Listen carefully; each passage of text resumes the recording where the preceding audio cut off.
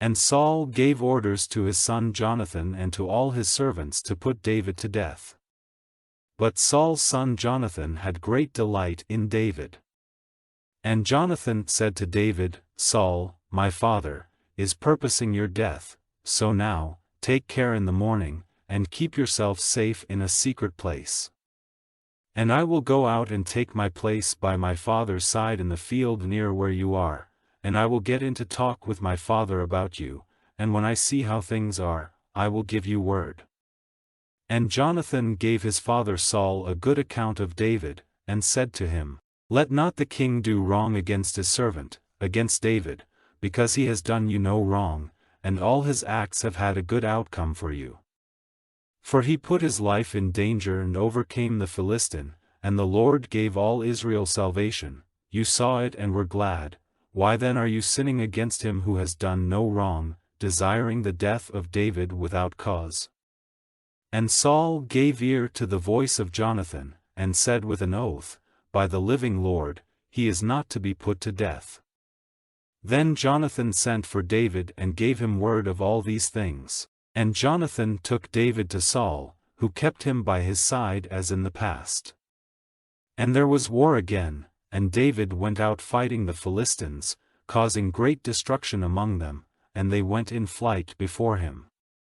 And an evil spirit from the Lord came on Saul, when he was seated in his house with his spear in his hand, and David made music for him. And Saul would have sent his spear through him, pinning him to the wall, but he got away and the spear went into the wall, and that night David went in flight and got away. Then in that night Saul sent men to David's house to keep watch on him so as to put him to death in the morning, and David's wife Michal said to him, If you do not go away to a safe place tonight you will be put to death in the morning. So Michal let David down through the window, and he went in flight and got away. Then Michal took the image and put it in the bed, with a cushion of goat's hair at its head, and she put clothing over it. And when Saul sent men to take David, she said, He is ill.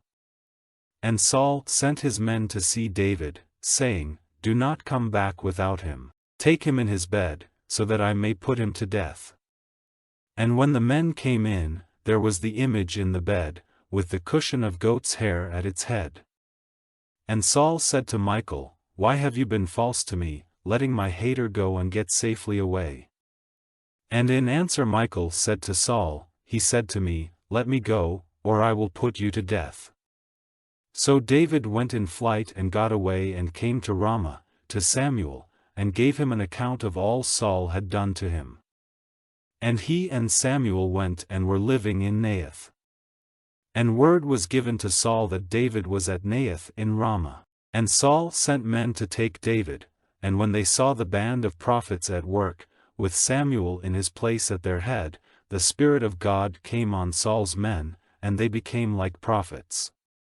And Saul, having news of this, sent other men, who in the same way became like prophets. And a third time Saul sent men, and they like the others became like prophets.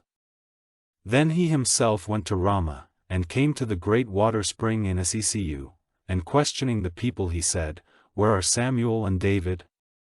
And one said, They are at Naioth in Ramah. And he went on from there to Naioth in Ramah, and the Spirit of God came on him, and he went on, acting like a prophet, till he came to Naioth in Ramah. And he took off his clothing, acting like a prophet before Samuel, and falling down he was stretched out, without his clothing, all that day and all that night. This is the reason for the saying, Is even Saul among the prophets?